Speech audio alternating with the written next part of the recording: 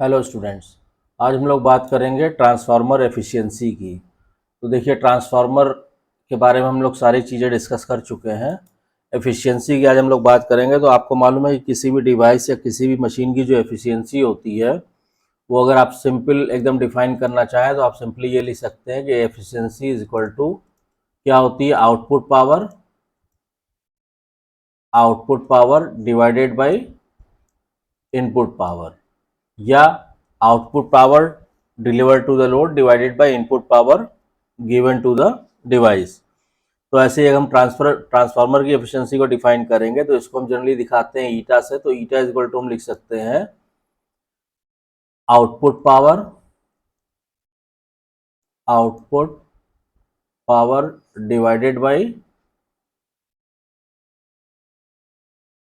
Input power. ठीक है। अब हमें मालूम है कि इनपुट पावर में क्या होता है। इनपुट पावर में दो तीन चीज़ें होती हैं। तो आप इनपुट पावर को चाहे तो आप अलग अलग से लिख सकते हैं कि इनपुट पावर में क्या क्या हो जाएगा। तो ये हो जाएगा आपका जो इतना आपको आउटपुट पावर मिल रहा है वो, और प्लस जितना हमारा लॉस हो रहा है। तो इन आउटपुट पावर प्लस ये हो जाएगा कॉपर लॉस, और प्लस जो वाइंडिंग में जो लॉस होता है आयरन लॉस। तो ये हमारा फॉर्मूला निकल के आएगा एफिशिएंसी का। ठीक है। तो अगर हम इसमें पर यूनिट लोड की हम बात करें, पर यूनिट एफिशिएंसी की, इसको अगर हम पर यूनिट पीयू लिख दें तो ईटा को आप इस तरह फॉर्मूले वाइज लिख सकते हैं। Eta is equal to simply आप लिख सकते हैं V2 cos फाई 2। अब इसमें कौन सी चीज क्या है, ये ऑलरेडी आप प्रीवियस लेक्चर अगर फॉलो करते आ रहे हैं कि V2 क्या है, I2 क्या है, फाई 2 क्या है, ये आपको क्लियर होगा। इसमें टाइम वेस्ट करने की जरूरत हम लोगों को नहीं है। ये डिवाइडेड बाय हो जाएगा V2 cos phi 2 plus copper loss कितना होता है I2 स्क्वायर RE2 क्या है, रेजिस्टेंस रिफर टू सेकेंडरी, और प्लस PI, और यहां हमने लिख दिया पर यूनिट। तो ये फॉर्मूला आ गया ट्रांसफार्मर एफिशिएंसी का। ठीक। अब अगर हम ये बात करें कि the per unit efficiency eight full load, तो सिंपली आप लिख सकते हैं द पर यूनिट एफिशिएंसी, ठीक है, एट फुल लोड। तो ये आएगा आपका, आप सिंपली लिख सकते हैं ईटा एफ एल मतलब हो गया फुल लोड। ये इक्वल टू हो जाएगा आपका V2 हो जाएगा फुल लोड पे, फिर पावर फैक्टर लिख लीजिए cos फाई 2 डिवाइडेड बाई, ये हो गया V2 full load cos phi 2 plus I two square F L stand for full load, RE2 और प्लस PI। ये फॉर्मूला आ जाएगा। अब इसमें क्या होगा कि सिंपली अगर हम ये मान लें कि सपोज कीजिए इफ S2FL जो वोल्ट एम्पियर है, S2FL इज इक्वल टू, हम मान लें क्या है ये, वोल्ट एम्पियर 2FL, ये इज इक्वल टू हो जाएगा हमारा फुल लोड वोल्ट एम्पियर। और इसको हम ये भी लिख सकते हैं कि रेटेड वोल्ट एम्पियर। तो इसको अगर आप इस तरह लिख देंगे तो आपका जो एफिशिएंसी एट फुल लोड है वो इज इक्वल टू, आप लिख सकते हैं इसको S2 cos phi 2 divided by S2 cos phi 2 plus copper loss at full load plus PI। तो ये फाइनल एक्सप्रेशन आ जाएगा ट्रांसफार्मर की एफिशिएंसी का। अब इसमें क्या चीज आपको ध्यान देने वाली है कि since the transformer is a static device, ठीक है, तो चूंकि ट्रांसफार्मर क्या होता है, स्टैटिक, भाई इसमें कोई मूविंग पार्ट नहीं होता ना, तो this is a static device. तो इसकी वजह से क्या होता है कि यहाँ पे कोई रोटेशनल लॉस नहीं होता, there is no rotational loss. ठीक है। और रोटेशनल लॉस क्या होता है, जैसे वाइंडेज एंड फ्रिक्शनल लॉसेस। ठीक है, जो रोटेशनल लॉस जो है जैसे रोटेटिंग मशीन्स में होता है, कौन कौन सा होता है, जैसे हमने कहा वाइंडेज एंड फ्रिक्शनल लॉसेस। तो इस तरह की कोई लॉस जो है ट्रांसफार्मर के अंदर नहीं होता है। क्यों? क्योंकि ट्रांसफार्मर स्टैटिक डिवाइस है, इसमें कोई मूविंग पार्ट नहीं होता है। ठीक है। और अगर हम ये कहें कि ट्रांसफार्मर की एफिशिएंसी कितनी हाई हो सकती है, तो अगर कोई आपका ट्रांसफार्मर वेल डिजाइंड है, if you have any well design transformer, तो इसकी एफिशिएंसी जो है वो 99% तक जा सकती है। ठीक है। तो ये हो गया आपका ट्रांसफार्मर की एफिशिएंसी के बारे में बेसिक चीजें। अब इसमें जैसे जो सबसे बड़ी चीज आती है वो आती है कंडीशन, मतलब ट्रांसफार्मर की एफिशिएंसी मैक्सिमम कैसे कैसे हम ऑब्टेन करें। तो आप इसको लिख सकते हैं कंडीशन फॉर मैक्सिमम एफिशिएंसी। ठीक है, कि मैक्सिमम एफिशिएंसी हमें कैसे मिलेगी। तो अब हमें मालूम है कि ईटा इज इक्वल टू कितना होता है, अभी हमने फॉर्मूला लिखा था, ईटा इज इक्वल टू है हमारा V2I2 cos phi 2 divided by V2I2 cos phi 2 plus I2 square RE2 plus PI। ये फॉर्मूला अभी हमने निकाला था ना। अब इसमें हम क्या करेंगे, अगर ऊपर नीचे न्यूमरेटर और डिनोमिनेटर में आप I2 से डिवाइड कर दीजिए, तो ये सिंपली कितना हो जाएगा, V2 cos phi 2 divided by V2 cos phi 2 plus I2 RE2 plus यहाँ हो जाएगा PI अपॉन I2। ये एक्सप्रेशन आएगी। अब इसके इस एक्सप्रेशन से क्या चीज क्लियर होती है, इससे ये क्लियर हो रहा है कि एफिशिएंसी जो है लोड के साथ वेरी कर रही है। This equation indicates that efficiency is varies, ठीक है, विद लोड के साथ एफिशिएंसी वेरी कर रही है। ठीक है। तो अगर मान लीजिए हम ग्राफ ड्रॉ करें लोड के साथ एफिशिएंसी का, तो सिंपली सपोज कीजिए ये हमने y एक्सिस लिया, ये x एक्सिस लिया। ठीक है, ये इनिशियल पॉइंट हो गया। अब इसमें अगर आप ग्राफ ड्रॉ करोगे तो आपके ग्राफ जो है वो कुछ इस तरह आएगा एफिशिएंसी का, जहां पे ये जो पॉइंट हो गया मैक्सिमम एफिशिएंसी का, इसको आप लिख सकते हैं ईटा m, मैक्सिमम एफिशिएंसी। ठीक। और ये चूंकि एक्स एक्सिस पे हम क्या दिखा रहे हैं, लोड दिखा रहे हैं, तो मैक्सिमम एफिशिएंसी पे ये जो पॉइंट आएगा इसको हम लिख सकते हैं क्या, load at maximum frequency, maximum efficiency, sorry मैं फ्रीक्वेंसी 2-3 बार बोल गया, load at maximum efficiency. Clear?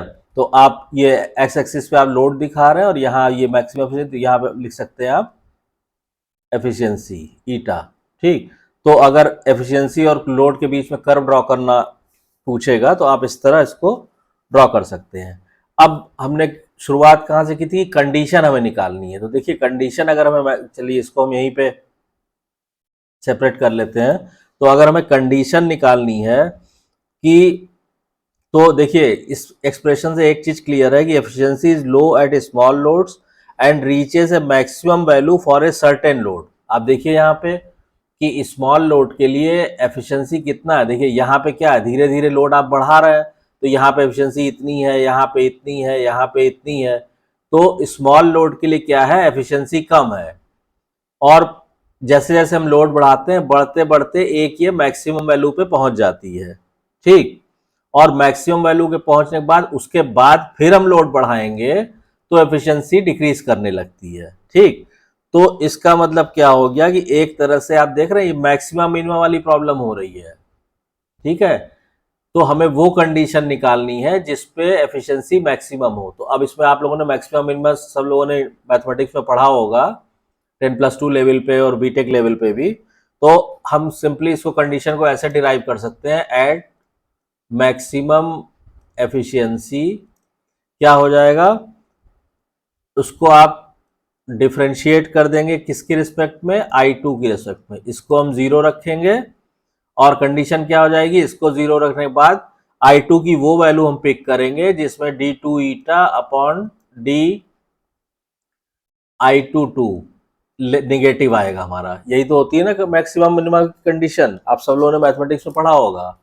तो हम क्या करेंगे कि इसको सिंपली हम, अब इसमें देखिए, अब इस एक्सप्रेशन में आप देखिए कि इसमें क्या है, V2 और cos phi 2, ये क्या है, ये कांस्टेंट है, ठीक।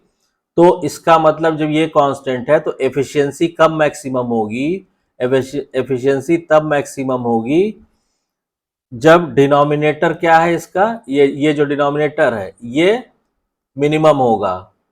ये तो स्वाभाविक सी बात है।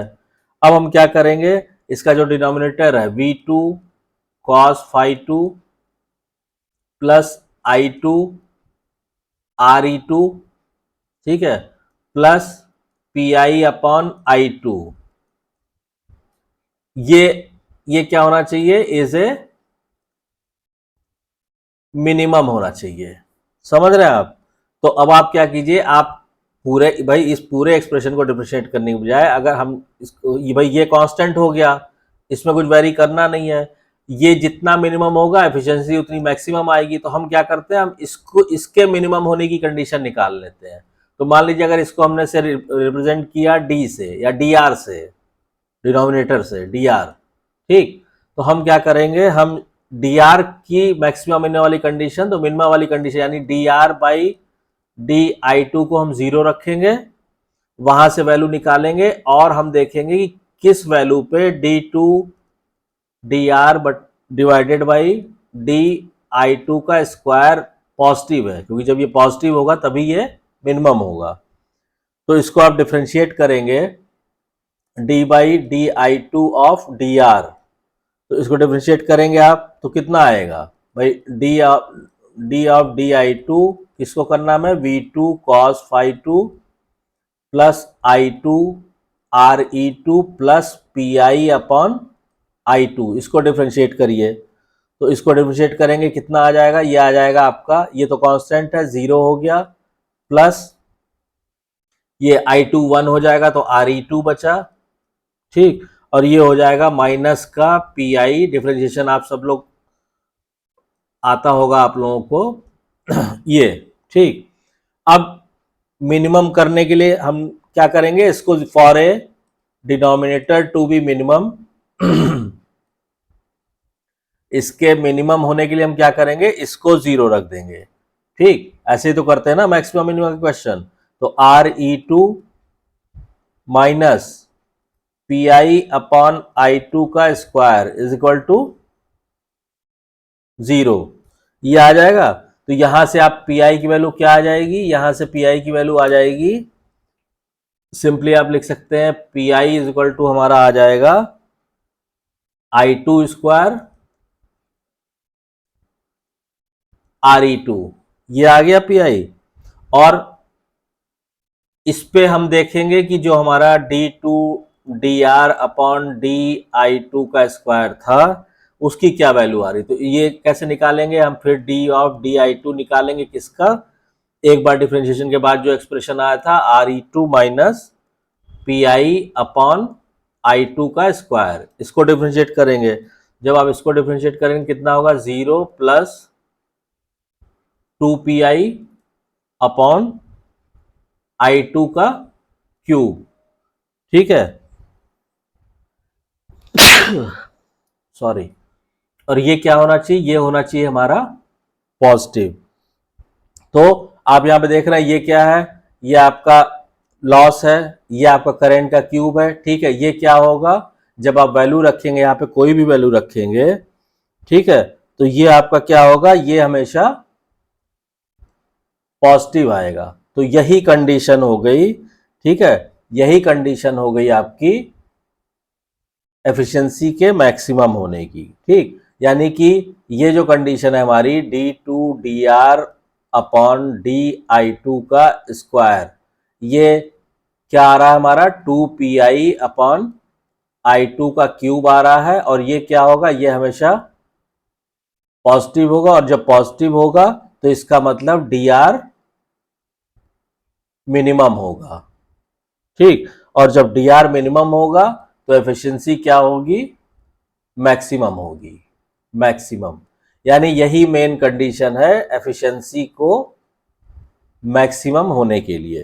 ठीक, यानी कि इसको हम अगर वर्ड्स में डिफाइन करना चाहें तो ये भी लिख सकते हैं कि the efficiency of a transformer for a given power factor is a maximum when the variable copper loss is equal to the constant iron loss. Clear भाई? उसने क्या कहा, उसने कहा है कि the efficiency of a transformer is maximum कब, for a given power factor, मतलब cos फाई 2 आपका अगर कांस्टेंट है, तो अगर जो आपका वेरिएबल कॉपर लॉस है, वेरिएबल कॉपर लॉस, वो इक्वल टू होगा कांस्टेंट आयरन लॉस के। इस कंडीशन में हमारी एफिशिएंसी ट्रांसफार्मर की वो मैक्सिमम आएगी। ठीक है, तो आई होप कि आपको ये एकदम क्लियर हो गया होगा कि ट्रांसफार्मर की एफिशिएंसी कैसे हम लोग मैक्सिमम, किस कंडीशन में मैक्सिमम होती है। ठीक, तो आई होप कि आपको ये क्लियर हो गया होगा। अगर इस लेक्चर के रिगार्डिंग कोई भी कंफ्यूजन है, कोई भी डाउट है, तो आप कमेंट लाइन में कमेंट करके पूछ सकते हैं। और अगर आपको वीडियो कंटेंट पसंद आ रहा है तो प्लीज़ वीडियो को शेयर कीजिए, लाइक कीजिए, चैनल को सब्सक्राइब कीजिए और नोटिफिकेशन बेल को ऑन कर दीजिए, ताकि जब भी कोई नई वीडियो अवेलेबल हो चैनल पे, उसकी इंफॉर्मेशन आपको तुरंत मिल जाए। Thank you.